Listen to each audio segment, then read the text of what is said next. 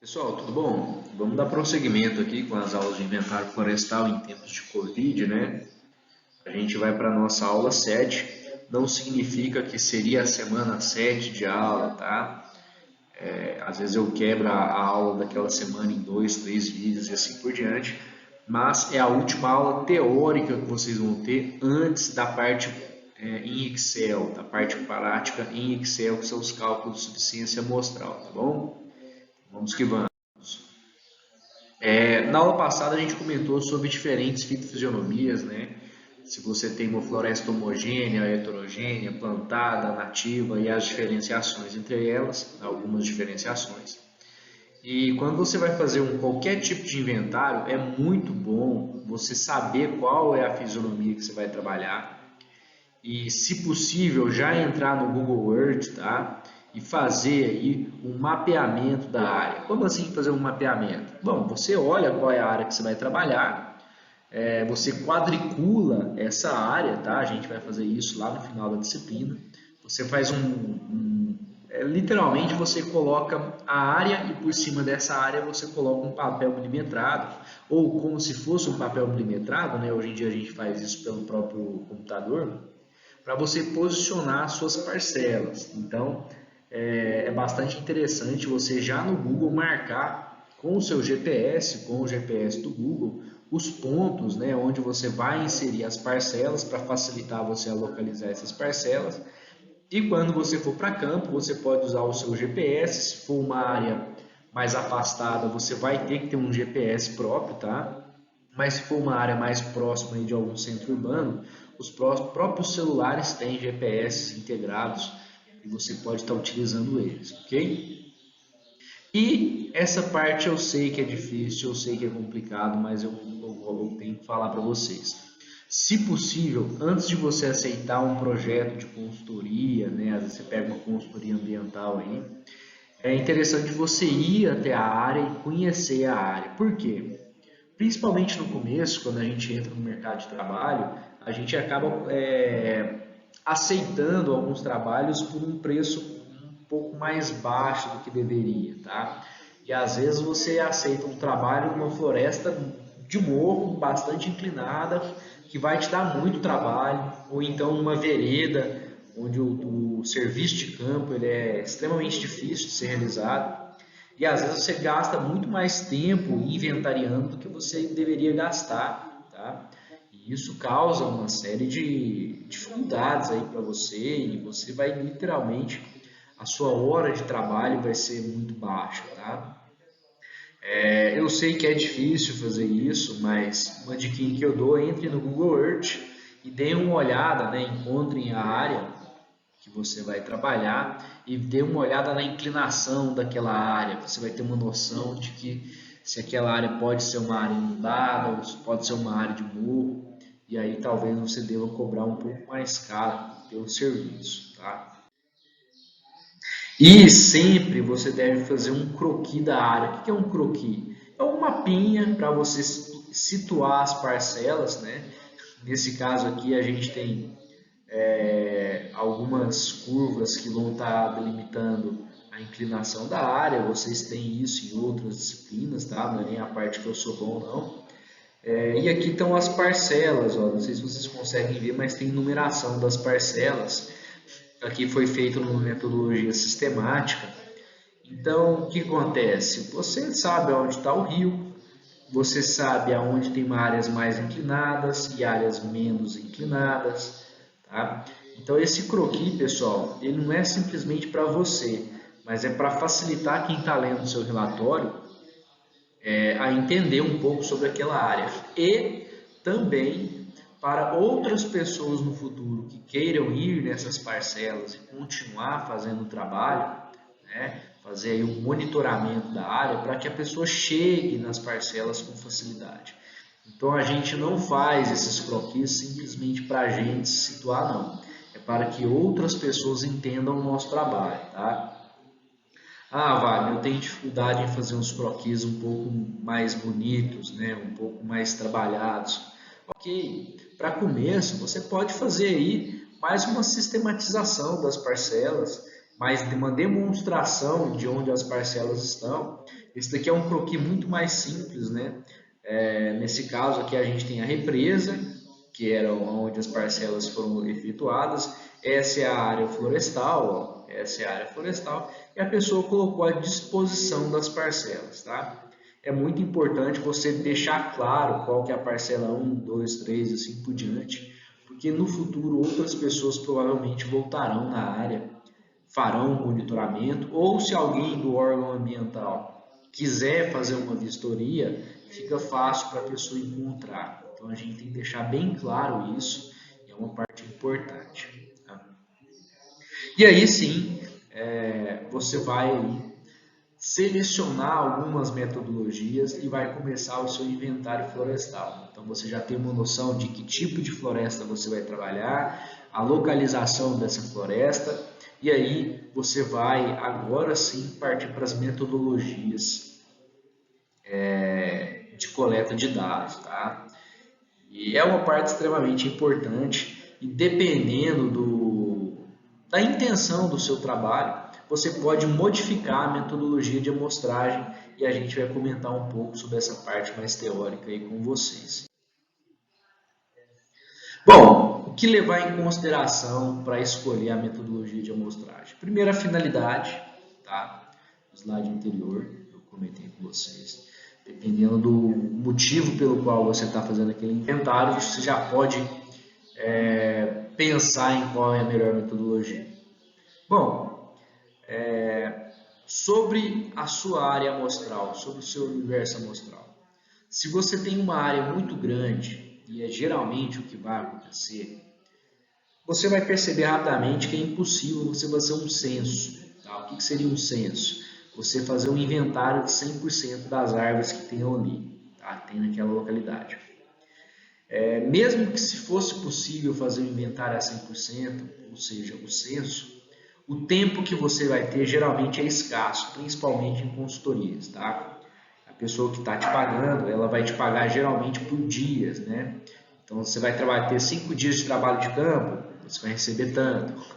Então ele não está preocupado se você, eu quero fazer um trabalho bem feito, demora um mês. Não, ele quer um trabalho rápido e você tem que fazer uma metodologia que seja rápida, tá? E existem métodos mais fáceis, mais simples, mais rápidos do que outros. Mas os mais rápidos nem sempre você pode empregá-los. Vou mostrar alguns casos daqui a pouco. Então, a metodologia que você vai empregar, ela tem que ser eficiente, principalmente no tempo, tá?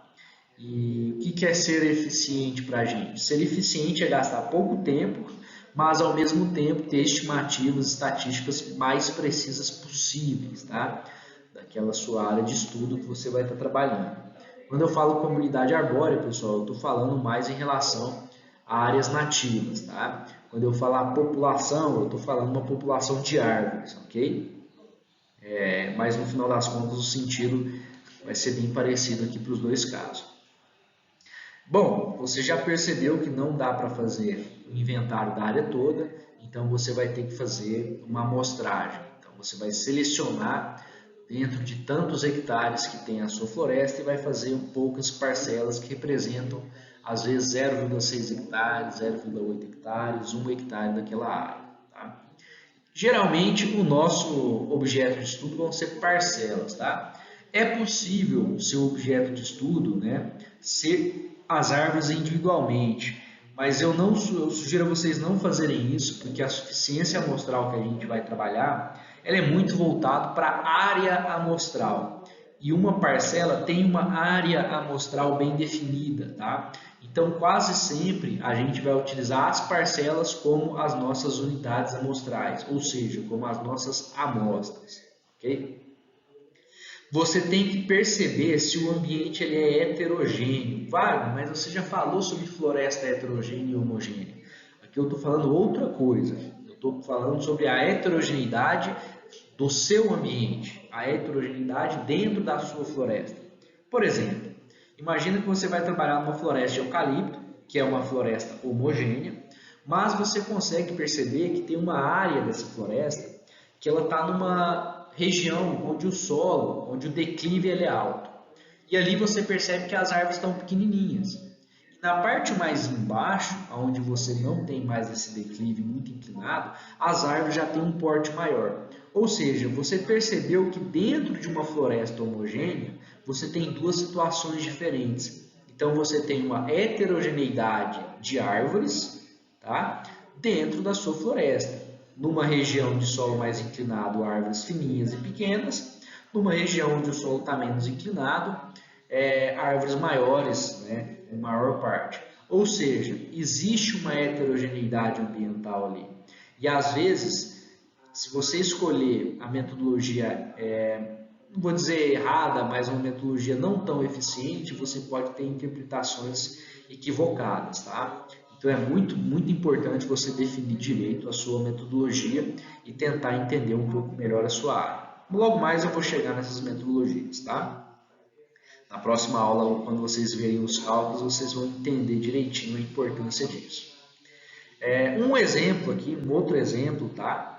Se você pega uma floresta nativa qualquer, geralmente a gente tem diferentes fitofisionomias na mesma floresta, tá? Imagina uma floresta de 100 hectares. Nessa floresta você pode ter cerradão, você pode ter floresta ciliar dentro da mesma floresta, tá? Você pode ter aí uma floresta estacional semidecidual em transição com uma floresta estacional decidual. Então, cada uma vai ter que, como você percebe que uma floresta só tem várias fisionomias, você pode definir uma metodologia diferente de uma metodologia mais simples, tá? Você vai para uma metodologia mais complexa. E, obviamente, uma área de cerradão, você vai ter que plotar parcelas menores do que uma floresta ciliar, né? Se elas são duas florestas diferentes. Porque aqui você tem muito mais árvores do que aqui, ok?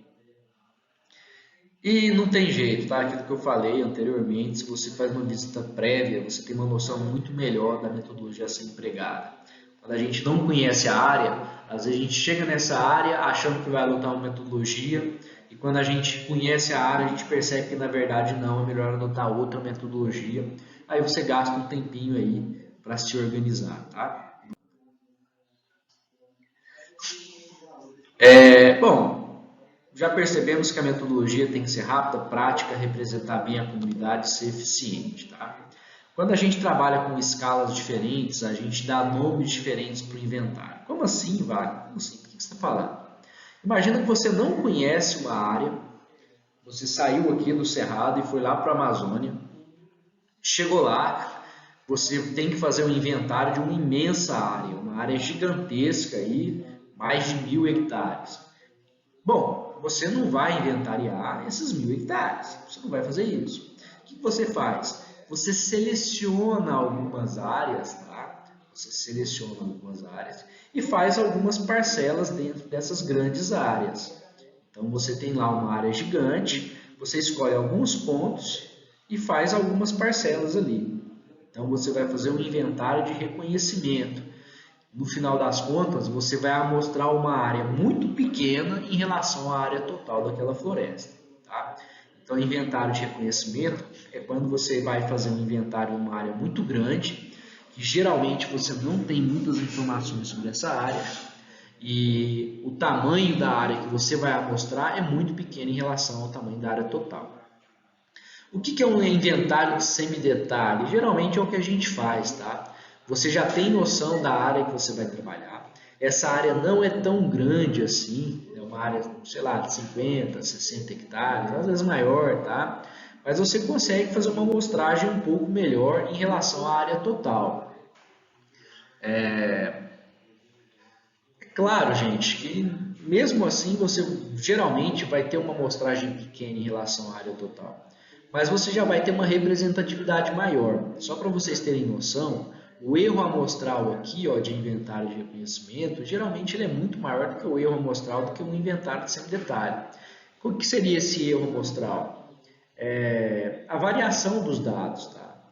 Aqui, por exemplo, no inventário de reconhecimento, como você plotou parcelas muito distantes entre si, às vezes numa parcela as árvores são totalmente diferentes de outras parcelas. Aqui pode acontecer? Pode, mas a chance disso acontecer é menor do que porque a área é menor, tá? Então a gente tem aqui no inventário de semidetalhe uma porcentagem de área amostrada maior em relação à área total do que nesse aqui de cima. E o meu inventário é 100%, seria você medir todos os indivíduos. A gente quase nunca faz isso, tá? A menos que a área seja pequena. Então, dependendo do tamanho da área, a gente pode fazer essa classificação aqui do inventário que você vai trabalhar. Tá bom? E notem que depende do objetivo, né? Vou dar um exemplo aqui bem típico nosso. No nosso caso, a gente faz muito inventários com foco acadêmico para a gente tentar auxiliar a legislação. Então, a gente escolhe áreas de tamanhos diferentes, mas tenta sempre replicar a mesma metodologia. Por quê? Porque a gente consegue perceber diferenças entre áreas de tamanhos diferentes usando a mesma metodologia entre essas áreas. Tá? Então, o objetivo ele é diferente, por exemplo, de uma pessoa que quer fazer um inventário com finalidade madeireira. Né? Aqui, a pessoa tem que medir árvores de maior porte, que vão ser árvores que têm uma possibilidade de serem cortadas, assim por diante. No nosso caso, a gente mede uma quantidade muito maior de árvores, porque a gente quer entender o que está acontecendo naquele ambiente. Tá? Então, são fatos que a gente deve levar em consideração antes de escolher a metodologia. E se eu tiver uma finalidade comercial, né? Então, aqui você vai procurar somente árvores que vão te dar essa opção, né, de comercialização. Por exemplo, se você quer comercializar árvores para a fabricação de sorvetes, por exemplo, não adianta você fazer um inventário de árvores que não produzem frutos para essa finalidade. Então, é possível você fazer ajustes no seu inventário dependendo do seu objetivo. Tá? E existe essa classificaçãozinha aqui para tipos de inventário. Tá? O que seria o inventário pré-corte? Você faz uma intensidade amostral muito grande, então você inventaria uma grande quantidade de árvores que possivelmente vão ser cortadas. Tá? O que é o inventário florestal convencional? Isso daqui você vai ter como principal finalidade estimar o estoque de madeira. Então também você vai ter que fazer uma quantidade grande de amostragem, mas menor do que essa daqui de cima. Tá bom? O que seria o inventário florestal contínuo? Isso daqui são os monitoramentos que a gente faz, ou seja, a gente plota a parcela no campo, mensura as árvores que tem ali e volta nessa mesma parcela ao longo dos anos, tá? Para a gente acompanhar o crescimento florestal. A gente faz muito isso em florestas de eucalipto, pinos, né, em florestas plantadas, para acompanhar o crescimento da floresta. Inventários para plano de manejo geralmente tem um alto grau de detalhamento. Esse daqui a gente vai visualizar na disciplina de manejo, tá? Aqui eu vou dar algumas pinceladas, mas na disciplina de manejo a gente vê um pouco mais. É muito importante a gente fazer várias categorizações da árvore, se ela tem cupim, se ela tem podridão, se ela está tendendo a cair para algum lado, como que está a copa dessa floresta. Então a gente acaba detalhando um pouco mais desse tipo de inventário. Inventário de sobrevivência, quando você faz um plantio de mudas e você vai perceber aí até que ponto esse plantio foi eficiente, fazendo taxas de mortalidade aí, tá? Mortalidade, sobrevivência e crescimento da eu coloquei essa parte na matéria porque existe um tipo de trabalho que você não faz um inventário propriamente dito. Tá? O que seria um inventário propriamente dito? Aquele que a gente vai calcular a suficiência amostral. Tá? Às vezes você vai ser pago para fazer um levantamento florístico de uma área. Levantamento florístico é um levantamento qualitativo. Tá? O que é um levantamento qualitativo? Você chega numa floresta, numa área nativa, ou um cerrado, tá? Que é muito comum a gente ter trabalhos assim aqui no estado. E você simplesmente quer chegar nessa área e descobrir quais espécies tem ali. Bom, se a sua finalidade é descobrir quais espécies tem ali, você não precisa plotar parcelas, porque você gasta um tempo inserindo as parcelas no campo, tá? Então, ao invés de você plotar parcelas, você pode fazer uma metodologia que se chama levantamento ecológico rápido. O que é o levantamento ecológico rápido? Você vai fazer um caminhamento nessa área, na sua área de estudo. Você vai coletar flores e frutos, tá? E folhas também, para comprovar a identificação botânica das plantas que você tem ali. E você vai identificar essas plantas, ou usando o herbário, com um especialista, ou indo até alguns sites especializados tentando identificar. Obviamente, você só vai utilizar sites quando você já tem uma experiência botânica boa, tá? Como você não tem que plotar parcelas, a sua intenção não é sair medindo árvores, simplesmente coletando espécimes botânicos, esse tipo de amostragem ela é rápida, tá? E ela tem uma grande flexibilidade. Eu vou mostrar no próximo slide para vocês verem. Essa daqui é uma área que eu fiz no levantamento ecológico rápido, tá? E é uma área grande, tem lá uns 70 hectares aproximadamente. E como que eu fiz esse levantamento, tá? Eu cheguei na área e eu fiz um caminhamento nessa área, né? Então eu cheguei aqui, essa é a minha área completa, tá? Aqui tem uns 70 hectares e aqui tem uns bem menos, né? Não lembro agora direitinho. Eu fiz um caminhamento aqui, porque fazia parte da propriedade, né, da pessoa que me contratou, e eu fiz um caminhamento dentro da floresta, tá? Então, dentro dessa floresta aqui e dentro dessa floresta aqui. E eu fui coletando espécimes botânicos, não estava sozinho, obviamente, tá, gente? Nunca vou para campo sozinho. E fomos identificando. O que a gente percebeu? Que essa área aqui era bem diferente dessa outra área. Aqui era uma área bem maior, né? Era uma floresta nacional sem decidual. Aqui era uma área bem menor, era um cerradão que estava em fase de regeneração. Então a gente fez um relatório para cá e um relatório para cá, né? Duas áreas diferentes. Na verdade era o mesmo relatório, tá, gente? Mas no mesmo relatório a gente acaba falando das duas áreas. E a gente foi coletando material botânico e fizemos aí a metodologia de levantamento ecológico rápido só para saber o que tinha nessas áreas, tá? Essa era a finalidade desse trabalho. Aqui uma parte interessante, ó, essa região aqui a gente não iria fazer o nosso caminhamento, tá? Por que a gente não iria fazer o caminhamento? Porque a gente achou que inventariando essa parte, né, coletando dados aqui e dados aqui, já seria suficiente para a gente entender a floresta como um todo. Mas a gente passou nessa área de qualquer jeito e percebemos que aqui tinham coisas diferentes, que a gente decidiu fazer também um caminhamento aqui dentro, tá? Então, você pode ajustar aí o seu trabalho no campo. Wagner, eu poderia caminhar em linha reta aqui, ó? Poderia, tá? Você poderia caminhar em linha reta para fazer o seu levantamento ecológico rápido. Mas por que geralmente a gente caminha meio tortuosamente? Bom, a gente segue trilhas, tá? A gente às vezes pega uma trilha e vai seguir essa trilha no meio da floresta. Mas o mais importante, imagina que você está caminhando em linha reta e aqui você achou uma árvore diferente, né? Você está caminhando em linha reta e achou uma árvore diferente aqui. Aí o que você faz? Você sai e vai em direção àquela árvore para identificar ela. Aí você acha outra diferente aqui, outra aqui, outra aqui, outra aqui e assim por diante, acaba que o seu caminhamento não fica em linha reta. Gente, levantamento ecológico rápido tem um comum objetivo identificar espécies diferentes. Obviamente, se você viu que a espécie é diferente, você tem que ir lá e coletar aquela espécie. Você não pode fechar o olho e falar assim, não, vou naquela ali porque eu não sei. É justamente o contrário, para você tentar identificar, tá? Você está sendo pago para isso, tem que fazer um serviço bem feito. Diferente do levantamento ecológico rápido, para áreas nativas a gente tem levantamentos fitossociológicos, tá? Que são inventários quantitativos. Nesse caso, geralmente a gente demarca parcelas no campo, tá? E essas parcelas vão ajudar a gente a fazer a nossa amostragem. Como recomendação, eu já falo para vocês que dificilmente, menos do que 10 parcelas, vocês não vão conseguir ter um erro amostral baixo, tá? Então, de 10%, 5%, dependendo do caso. Então, no mínimo 10%, 10 parcelas você deve fazer. Independente se for área nativa, tá? Levantamento fitossociológico é um nomenclatura que a gente usa para áreas nativas.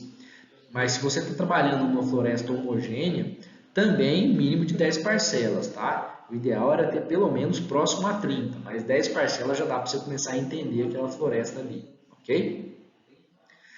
Vantagem, se você colocou parcelas no campo, você pode voltar na área sempre que você quiser, tá? Então, aquela parcela vai estar ali, ou o GPS da parcela vai estar anotado, e você volta naquelas árvores com uma facilidade muito grande. No levantamento ecológico rápido, não, né? Você faz um caminhamento, então não fica anotando toda hora as árvores. Outra vantagem é que você pode fazer medição das árvores e corrigir possíveis erros, né? Imagina que você mediu uma árvore lá, mas o anotador anotou um diâmetro meio estranho, né? Meio fora do normal, e você quer conferir esse dado. Bom, se a parcela está anotada, você pode voltar lá e fazer a conferência dessa informação. Tá?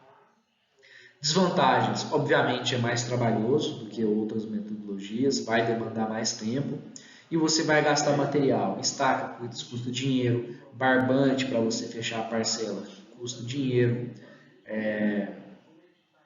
fita métrica para você fazer mensuração e assim por diante. Então, quando a gente trabalha com o método de parcelas, a gente gasta um pouco mais de tempo, mas é o método mais seguro e é o método mais indicado quando você faz mensurações, ou seja, quando você vai ter volume de dados aí quantificados. Tá? Isso aqui é um exemplo, tá, de diferenciações de metodologias e que às vezes você vai ter que levar isso em consideração. Lembra daquela área que eu fiz o caminhamento? Como que eu faria uma metodologia lá dentro, tá? Utilizando parcelas? Bom, eu tenho área 1, área 2 e depois, né, a gente percebeu que tinha uma área 3 aqui. A gente não pode colocar todas as parcelas só numa área, tá? A gente tem que, percebendo a variação dos ambientes, tentar plotar parcelas dentro de todas as áreas, tá?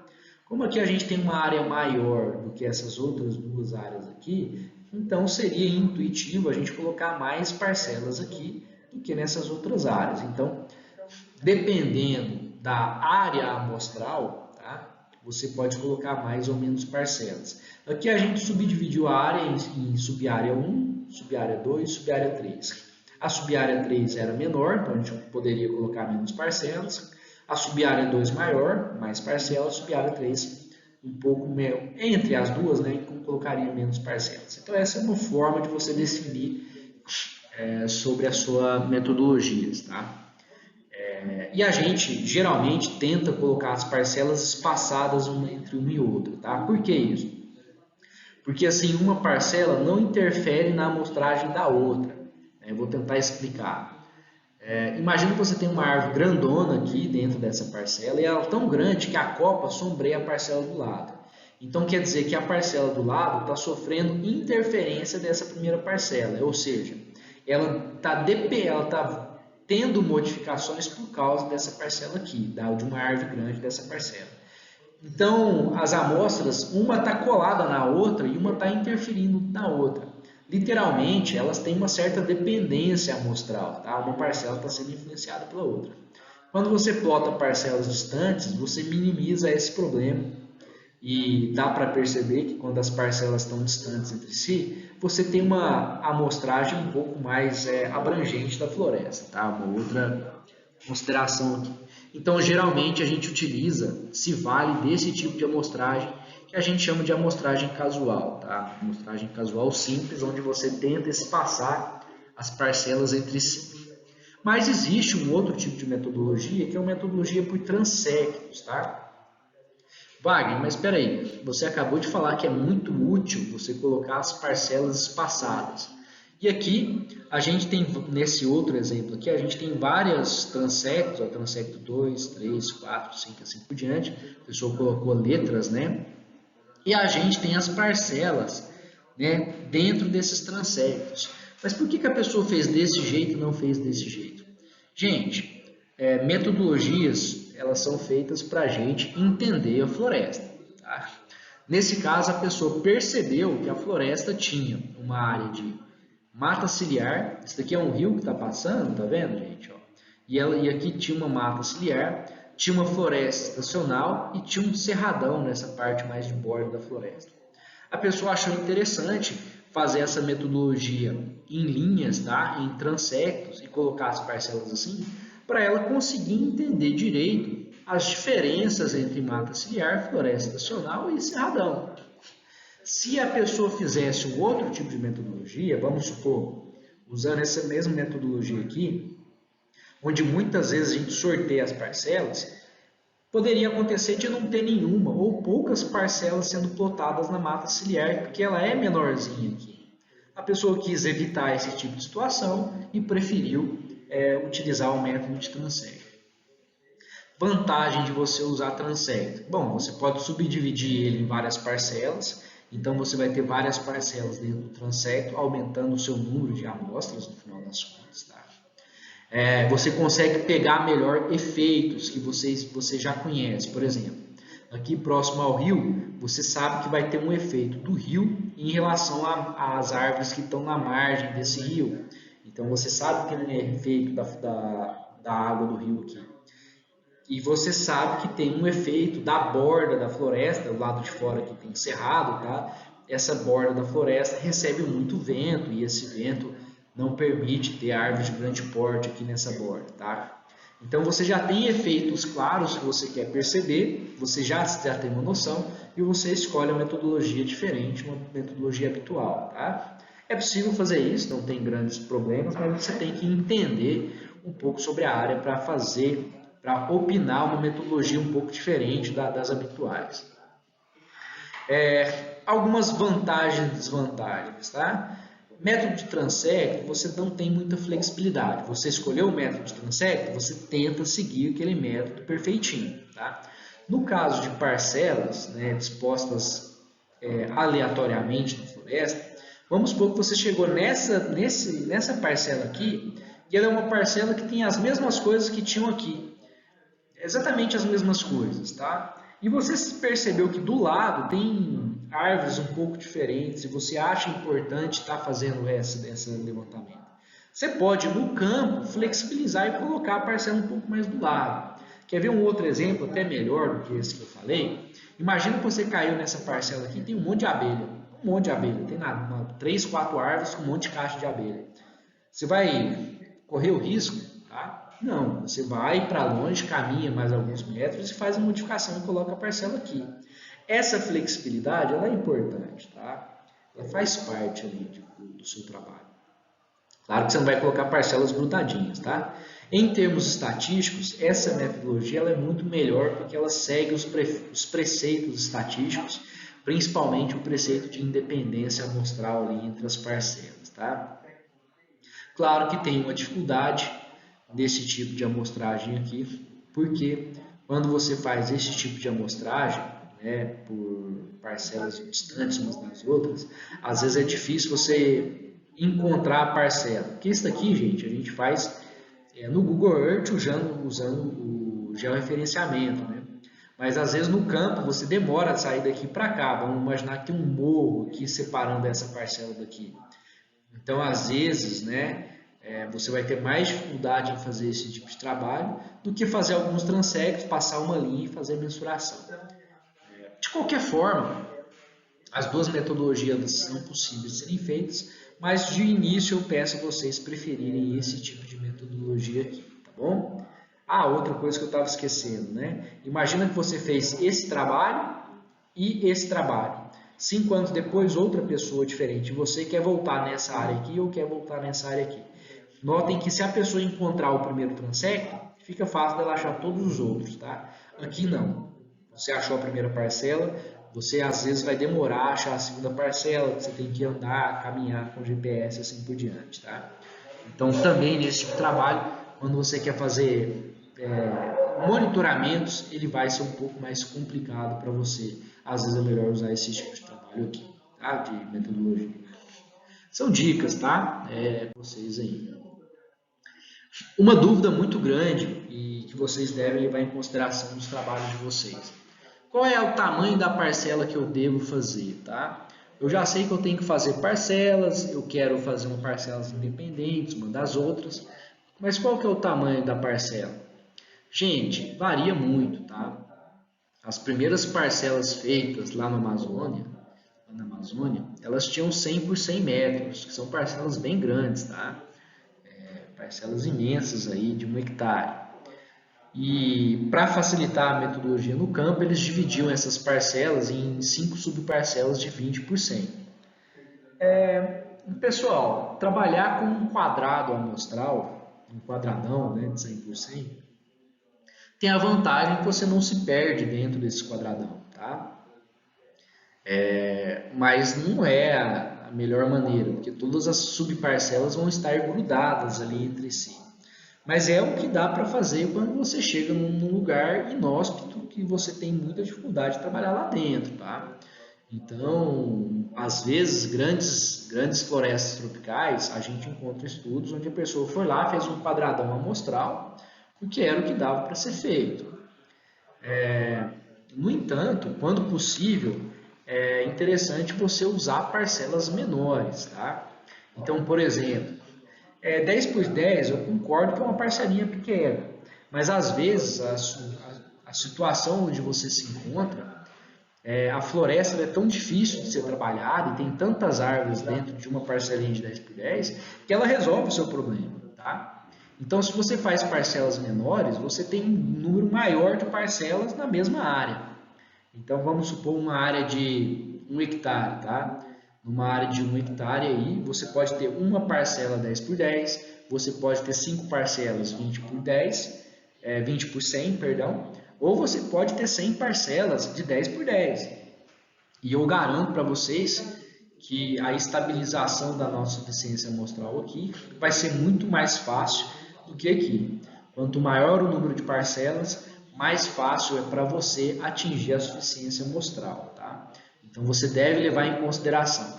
Se a área for muito grande, às vezes vale a pena fazer parcelas maiores. Se a área tem muitos indivíduos num espaço muito curto, às vezes é interessante fazer parcelas menores. Então, são considerações que você pode levar em conta para escolher o tamanho da sua parcela. Para cerrado, geralmente parcelas 20 por 50.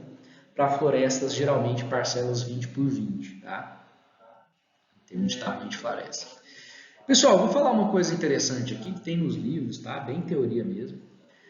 Geralmente parcelas redondas são melhores do que parcelas quadradas, tá? Por quê? Porque parcelas redondas você tem o centro da parcela, né? Vou fazer aqui rapidamente. Você tem o centro da parcela e você tem a parcela redonda. Teoricamente, todas as árvores, né? Uma árvore aqui nesse cantinho e uma árvore aqui nesse cantinho, elas têm a mesma chance de serem mensuradas, tá? Porque a distância do perímetro da parcela aqui, ó, em relação ao centro é a mesma. Então, se você pegar uma árvore que está no cantinho aqui da parcela e outra que está aqui no cantinho, elas têm a mesma chance de serem mensuradas, porque a distância aqui, ó, entre o centro da parcela e o perímetro da parcela é o mesmo, tá? Wagner, peraí, não estou entendendo o que você está falando. Bom, vamos para outro exemplo aqui que eu acho que vai ficar mais claro. Imagina que a parcela é quadrada. Aqui está o centro da parcela. A distância desse lado da parcela para cá é 1. A distância desse lado para a parcela aqui é a mesma do que esse daqui, porque era para ser um quadrado, tá? Eu que não ficou muito bom o exemplo. Mas a distância daqui, ó, desse vértice da parcela para o centro, ela é maior, tá? Então, em parcelas quadradas, pelo fato da distância dos lados para o centro serem diferentes, acaba que você pega árvores, né? Você dá a chance de árvores que estão aqui mais no cantinho da parcela de serem mensuradas, tá? Então, em parcelas quadradas você tem essa falha na metodologia. Em parcelas retangulares piorou, né? Porque parcelas retangulares, aqui está o centro e dá para você perceber que essas árvores que vão ficar aqui, ó, né? Elas vão entrar na parcela simplesmente porque a parcela é magrela, né? Ela é uma parcela muito comprida. E às vezes você tem uma árvore aqui, ó, e essa árvore aqui onde eu estou tentando pintar de verde, ó, elas não vão ser mensuradas porque a largura da parcela é pequena. Então, teoricamente, o correto era a gente fazer parcelas circulares, tá? Mas a gente não faz isso porque dá muito trabalho em campo. Então, geralmente, a gente faz parcelas quadradas, tá? Às vezes, eu já vi trabalho onde a pessoa fez parcelas hexagonais e assim por diante. Mas a maioria esmagadora dos estudos a gente prefere fazer parcelas quadradas porque elas são mais fáceis de serem dotadas, tá bom? Em campo. Independente do trabalho que você vai fazer, tá? Independente. Não faça parcelas enormes, não faça parcelas desse tamanho, tá? Prefira parcelas aí intermediárias de tamanho, florestas geralmente 20 por 20, cerrado geralmente 20 por 50. E não faça parcelas muito pequenininhas, tá? Vamos supor que você quer amostrar árvores, né? A sua intenção é amostrar árvores de grande porte, e você faz uma parcela aqui de 3 metros por 3 metros. Eu ia fazer isso na lousa se fosse aula normal, tá, gente? Ia ficar muito melhor, eu garanto para vocês. Às vezes não tem nenhuma árvore que tem um espaço de 3 metros quadrados. Tá? Então, se você faz várias parcelas onde você não tem nada dentro, nenhuma árvore mensurada ali, a parcela ela existe, você fez ela, mas não tem nenhuma árvore dentro. Isso vai causar um problema muito grande para você na hora que você fizer a sua estatística. Tá? Muitos dados zero, igual a zero, ou seja, sem mensuração de nada, geralmente isso causa problemas estatísticos, porque os seus dados vão ficar não normais, tá? Vão ser dados que não vão seguir as curvas normais aí, para conjunto de dados que a gente tem. Né? Não vão seguir a normalidade dos dados. É um preceito estatístico para várias coisas que a gente vai fazer, vários cálculos. Então, parcelas muito pequenas não são úteis, não costumam ser muito úteis. Wagner, e se eu quiser trabalhar com regeneração? Aí tudo bem, tá? Regeneração a gente usa parcelas menores mesmo, porque às vezes tem muita pequena planta num espaço muito curto, né? Um espaço aí de área muito pequeno. E aí sim, você pode fazer uma parcela menor. Mas como geralmente a gente quer trabalhar com árvores, prefira parcelas um pouco maiores. Tá? Para você fazer a citação no relatório, existe um manual técnico para inventários florestais no Cerrado, tá? E lá fala que florestas você usa parcelas 20 por 20. Claro que você pode fazer alguns ajustes, tá? Por exemplo, mata ciliar, o pessoal costuma fazer 10 por 20 metros, tá? Cerradão e floresta savânica, a gente costuma utilizar 20 por 50 metros. E quando você cai numa floresta onde tem uma zona de alagamento um pouco diferenciado, você pode usar 10 por 20 metros, né, que eu já até tinha comentado, e às vezes até menor se você perceber que existe uma grande variação entre uma parcela para outra. Tá? Às vezes, pessoal, uma parcela de 10 por 20 metros, né, que ela é mais ou menos desse jeito, nessa parcela primeira aqui, ó, ela é bem diferente dessa parte da parcela aqui. Tá? Então, às vezes você queria fazer uma parcela, por exemplo, de 10 por 40 metros. Não, já vale a pena você fazer uma de 10 por 20. Ah, Wagner, se eu perceber que aqui, ó, dentro da minha de 10 por 20, vamos imaginar que isso aqui é 10 por 20, aqui é muito diferente daqui. Bom, então às vezes vale a pena você subdividir ela em duas de 10 por 10, tá? Às vezes é o que dá para fazer para você tentar entender melhor a floresta. Imagina que você tem um rio passando aqui e 20 metros, as árvores que estão aqui já são bem diferentes das árvores que estão aqui. Você percebeu isso, mas já tinha plotado a parcela. Bom, subdividir ela em duas parcelas de 10 por 10. É possível você fazer isso, tá? Vai ser uma metodologia um pouco diferente. Você vai ter cálculos próprios para ela, eu vou mostrar para vocês ao longo da disciplina. Mas é possível você subdividir parcelas, uma mesma parcela em várias parcelas, às vezes, dependendo do caso, tá? Então você pode ajustar não somente o tamanho, como a disposição das parcelas no campo também. Isso aqui é um exemplo, tá? Isso aqui é um exemplo da minha tese. Qual que foi, por que a gente fez uma metodologia completamente diferente, tá? As parcelas elas tinham 10 metros de inclinação, 10 metros de distância a partir do leito do rio e 20 metros assim, ó, tá? De comprimento seguindo o leito do rio. Por que isso? Porque 10 metros é o suficiente para as árvores mudarem. Tá? Então, as mesmas árvores, as árvores que tem aqui vão ser diferentes das árvores que tem aqui em relação ao tamanho, porte, espécies e assim por diante. Mas a mudança ao longo do leito do rio era baixa. Então, a gente colocou parcelas de 20 metros de distância para 10 metros aí de largura, tá? de comprimento e 10 metros de largura. Porque a gente percebeu que ao longo aqui do leito do rio não dava tanto, tá? Isso antes do rio chegar, tá? E aí causar alterações, mas é outro assunto. Então, assim, gente, depende da sua pergunta, depende do que você quer fazer. A gente que trabalha com ciência, para responder melhor a determinada pergunta, a gente modifica a nossa metodologia. Em campo, em consultorias, volto a frisar que fazer parcelas aleatórias é a melhor maneira. Tá? Alguns macetes e dicas. Bom, gente, se você tem mais parcelas, você tem a tendência a reduzir o desvio padrão de número de árvores por parcela, altura máxima por parcela, área basal por parcela. Então, o seu erro vai ser menor. Tá? Então, procure fazer um número de parcelas que seja suficiente para você reduzir o seu erro amostral. Então, não faça parcelas gigantescas. Tá bom? Cuidado com grande variação de dados. Se você faz 5 parcelas apenas, a chance de uma parcela ser diferente da outra é muito grande. Tá?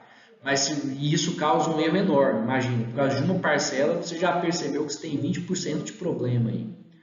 No mesmo caso, se ao invés de fazer 5 parcelas na mesma área, você faz 10 e uma parcela tem problema, você tem 10% de problema. Tá? Então, tente olhar a sua área de estudo e tente pelo menos botar aí de 15 a 20 parcelas lá dentro, espaçadas, com um tamanho aí que você consiga entender aquela floresta, evitando, tá, que você tenha muitos poucos dados por parcela. Imagina que você tem 5 árvores por parcela, é pouco, tá?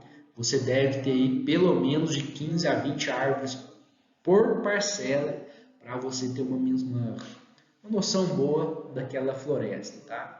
Então, se você quer fazer, eu quero fazer parcelas 10 por 10. Você pegou e fez sua primeira parcela 10 por 10 e amostrou 3 árvores. Bom, dá uma caminhada na floresta, rapidamente.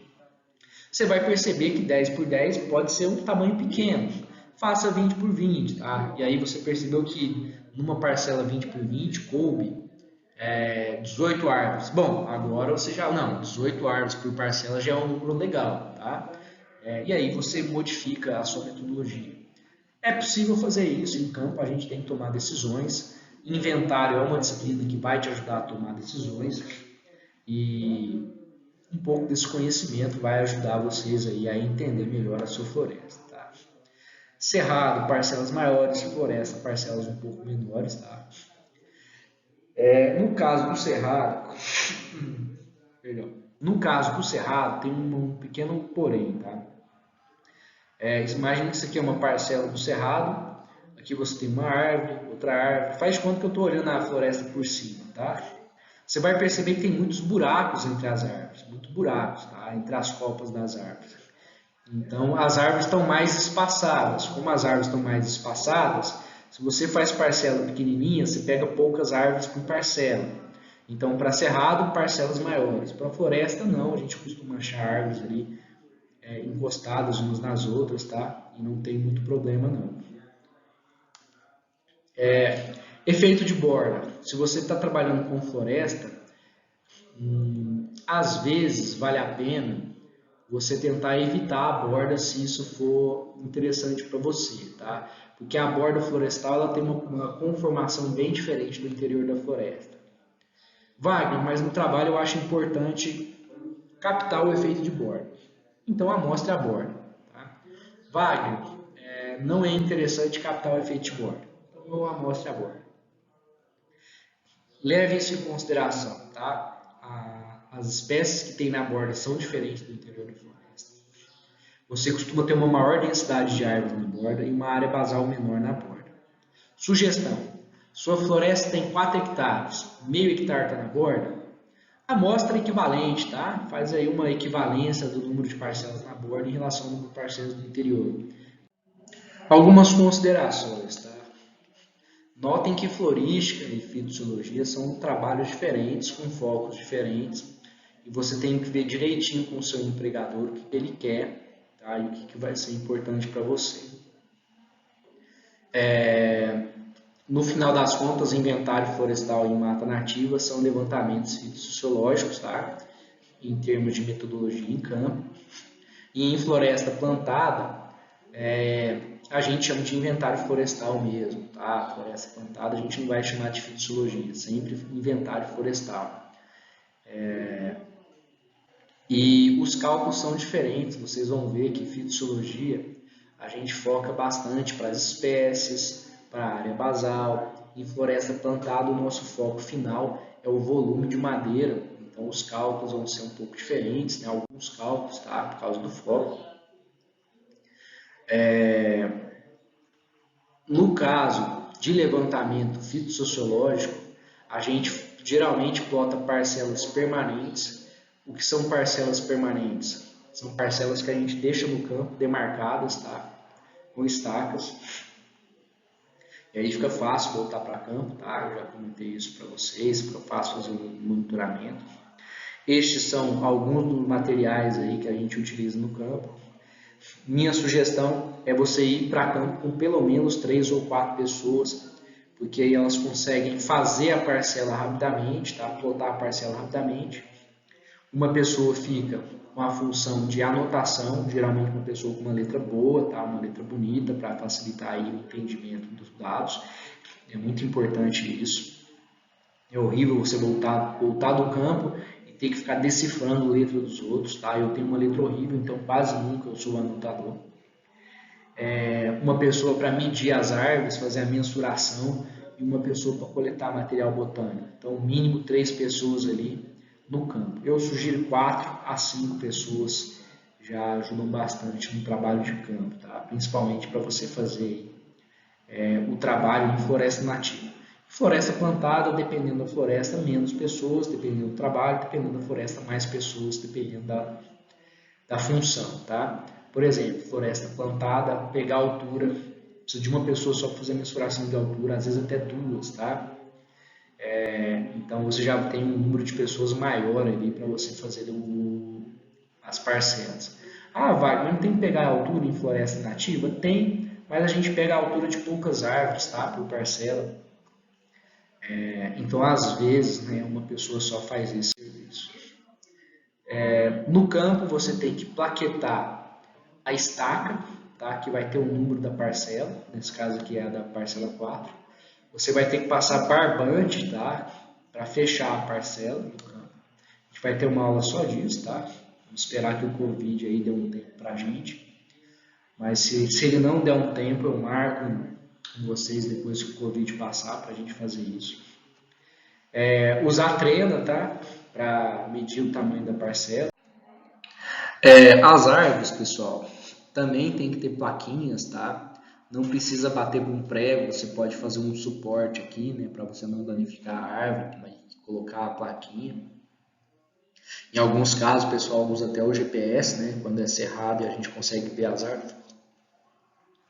Isso aqui é um outro exemplo de plaquinha sendo colocada aí no pé da parcela, né? Notem que não tem barbante, porque o barbante provavelmente formiga comeu, arrebentou o barbante, mas eu sei que parcela que eu estou, porque eu coloquei plaquinha, né? Nas árvores e na parcela. É muito útil a plaquinha nas árvores também, para você descobrir ou relembrar em que parcela você está. Então vamos supor que você está no meio de uma parcela e viu uma plaquinha. Você olha o número da plaquinha e pergunta para o anotador: ô anotador, essa plaquinha é de qual parcela? Tal. Bom, você já sabe que parcela você está. E aqui eu fiz um demonstrativo de como você pode fazer uma parcela perfeitamente quadrada, retangular no campo. Na aula de campo isso vai ficar mais claro. Primeira coisa, faz uma linha base, e essa linha base você faz com uma trena, tá? Do lado de fora da sua mata, e você, ou até do lado de dentro, tá? Mas você sempre usa uma trilha ou uma estrada como referência. E você marca essa linha paralela à estrada. Então, vamos supor que a estrada está passando aqui, ó, você faz uma linha aqui, ok? Para que isso? Para você se situar dentro da floresta. Então, quando eu caminhar para cá, eu estou caminhando perpendicular à floresta. Quando eu caminhar para cá, eu estou caminhando paralelamente à minha linha base, tá? A linha base, isso.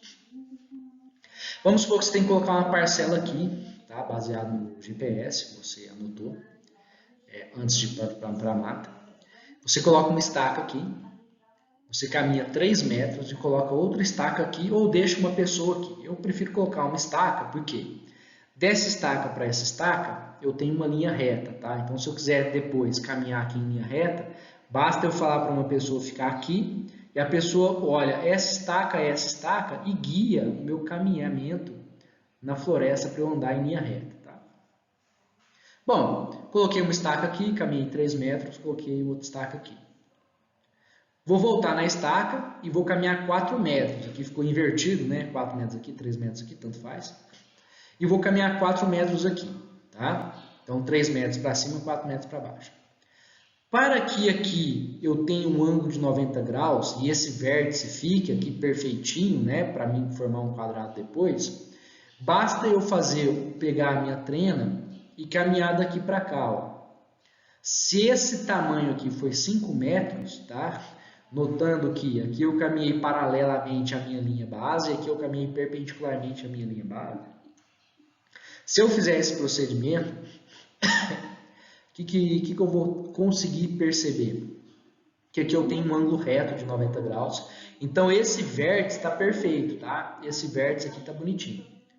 Wagner, mas minha parcela é 10 por 10. Então o que eu faço? Bom, aqui eu caminho até 10 metros e eu repito o procedimento. Eu caminho 4 metros para cá, 3 metros para cima. E para que esse lado tenha 90 graus, tem que dar 5 metros. Ah, mas não deu 5 metros, deu 4 metros e meio. Bom, aí você tem que ajustar, né? Se você tem certeza que esse lado aqui está certo, porque você caminhou paralelamente à base, né, onde você já tinha acertado o ângulo aqui, então você tem que ajustar os 3 metros. Então você caminha mais para cá ou mais para cá, tá? Para ajustar. No campus vai ficar muito mais claro, mas eu fiz questão de fazer um slide sobre isso, para vocês tentarem sempre lembrar de fazer esse macetezinho no campo. Tá? Eu já comentei sobre o efeito de borda, tá? E a borda geralmente vai até pelo menos, tá? Uns 30 metros dentro da floresta. Eu coloquei aqui 10 a 15 metros. Às vezes, principalmente dependendo da finalidade aí, não é interessante pegar a borda, porque tem árvores de pequeno porte, é cerradão, às vezes você quer trabalhar com a floresta mais no interior.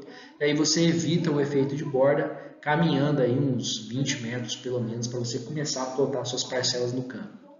Em floresta plantada você não precisa fazer isso, porque não interfere na finalidade. Mas em floresta nativa você tem que usar isso pelo menos para você pensar um pouco se vale a pena colocar parcelas na borda ou não. Eu sugiro colocar algumas, tá? Uma pequena quantidade de parcelas na borda, porque geralmente a gente tem menos borda do que interior de floresta, ok?